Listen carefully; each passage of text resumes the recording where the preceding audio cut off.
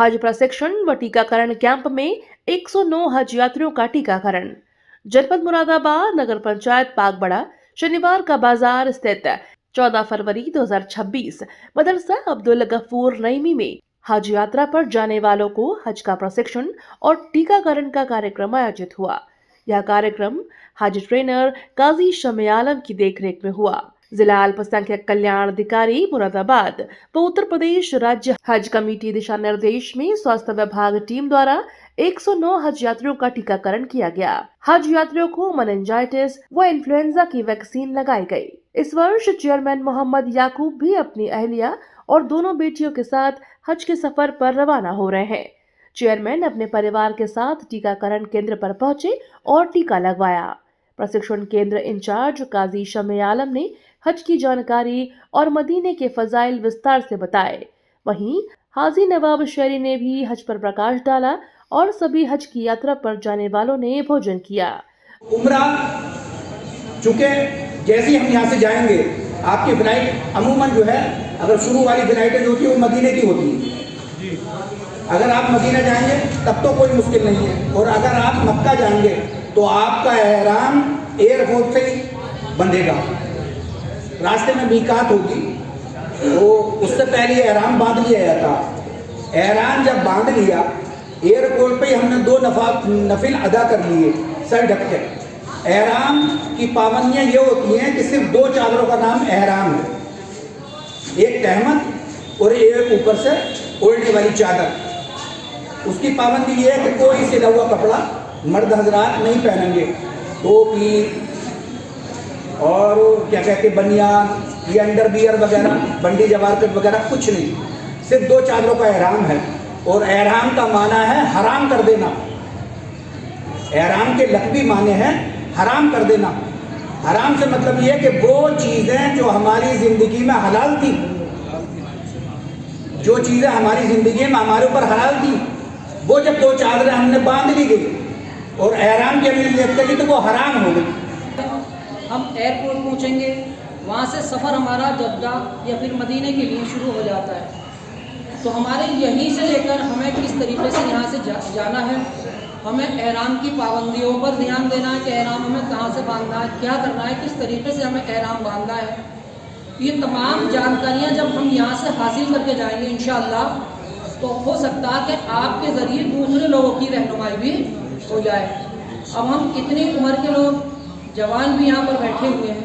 हमने अभी एक क्वेश्चन किया कि भाई इतने दिन हमने दरख्वास्त लगाए हुए आप लोगों को हो गए, लेकिन हमने कोई जानकारी हासिल न की। तो हमारे लिए ज़रूरी है कि हम हज की मुकम्मल जानकारी हासिल करें और यहाँ तक करें। कभी कभी हम सोचते हैं कि भाई जाएंगे, जहाज़ में बैठ जाएंगे, कोई दिक्कत कोई मुश्किलात का सामना नहीं।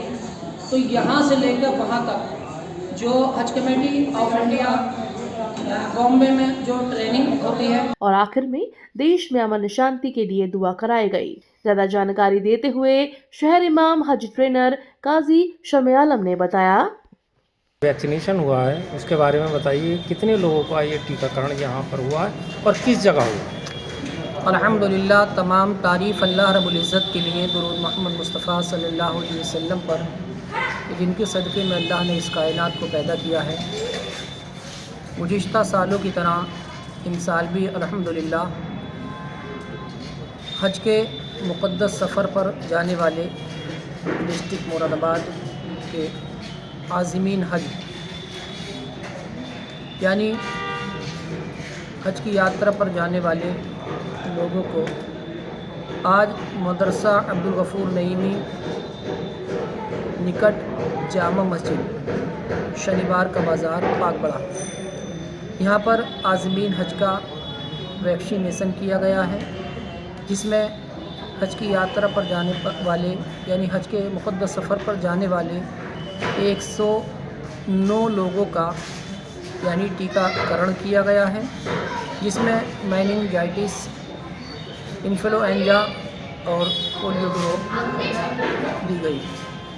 अल्हम्दुलिल्लाह बहुत ही अच्छे तरीके से यहाँ पर स्वास्थ्य विभाग की तरफ से ये टीम आई, बहुत अच्छे तरीके से यहाँ पर टीकाकरण किया गया और ये टीकाकरण उत्तर प्रदेश हज कमेटी के दिशा निर्देश में किया जाता है और आज ये उत्तर प्रदेश और मुरादाबाद कल्याण विभाग अल्पसंख्यक कल्याण अधिकारी के आदेशानुसार यहाँ पर टीकाकरण किया गया है। अच्छा, जो हज पर जाने वाले हैं उनको जो है बेसिक शिक्षण जो दिया गया है इसके बारे में थोड़ा बताइए।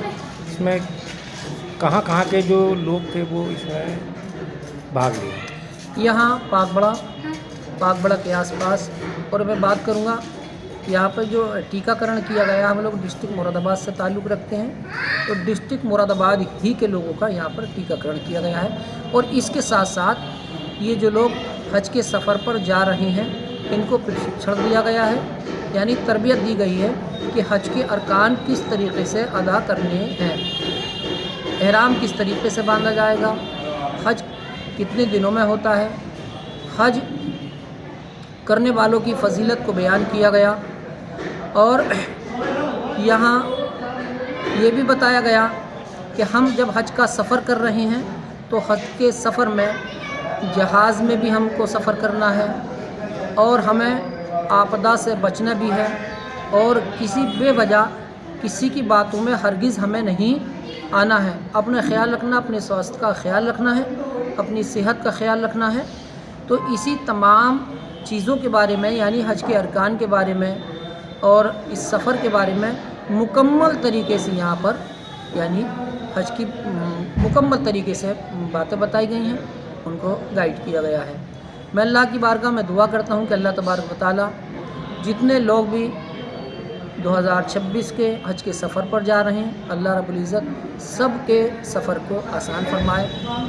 अस्सलामु अलैकुम व रहमतुल्लाहि व बरकातुहू।